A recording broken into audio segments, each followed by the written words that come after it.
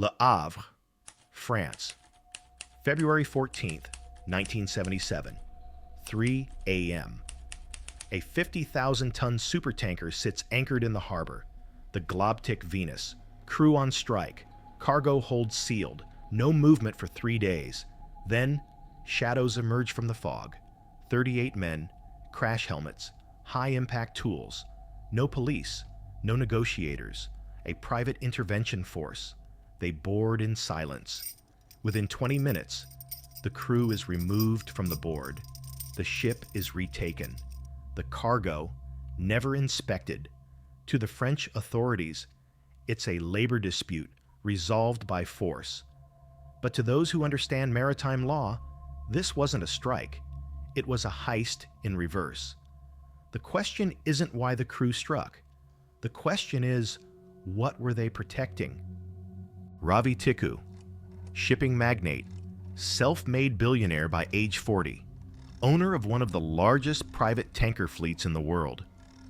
By the 1970s, Tikkoo controlled over 60 vessels. His ships moved assets for entities that couldn't be seen doing business together. Tikkoo didn't just own ships, he owned silence. His tankers were known in intelligence circles as the Shadow Fleet, vessels that could disappear from radar, cargo manifests that didn't match port records. When the Globtik Venus crew went on strike, they demanded $242,000 in unpaid wages, a rounding error for a man of his stature. But Tikkoo didn't negotiate. He assembled a boarding party and launched a midnight raid on his own ship. Why risk an international scandal for a $250,000 dispute? Because the crew wasn't striking over money. They were striking over what they'd seen in the hull.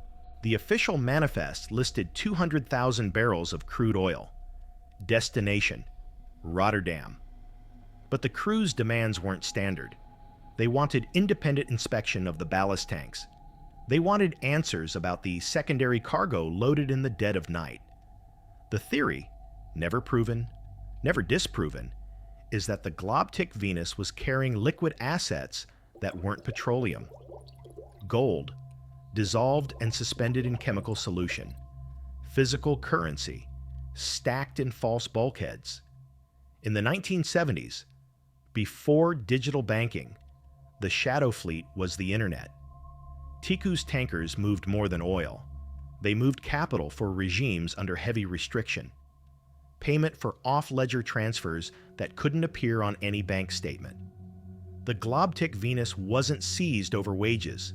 It was seized because the crew realized they were sitting on a floating vault, and Ravi Tikkoo couldn't let them open it. After the raid, the Globtik Venus returned to service. The crew was paid off and scattered. By 1982, Tikkoo's empire had collapsed. His ships were sold. He retreated to Monaco, and his signal was lost. But the protocol didn't disappear. Today, there are over 600 tankers operating in what agencies call the Dark Fleet, ships with false registries, transponders that turn off mid-voyage. They are the descendants of the Globtik Venus, the evolution of the Shadow Fleet. In 2022, a Dark Fleet tanker was intercepted. Its manifest listed crude oil. Its hull contained 40 tons of bullion. Payment for a restricted shipment. The Globtik protocol is still operational. The question isn't whether shadow banking exists. The question is, how many tankers are carrying vaults, and who controls the keys? Subscribe to stay in the feed. Case 003, closed for now.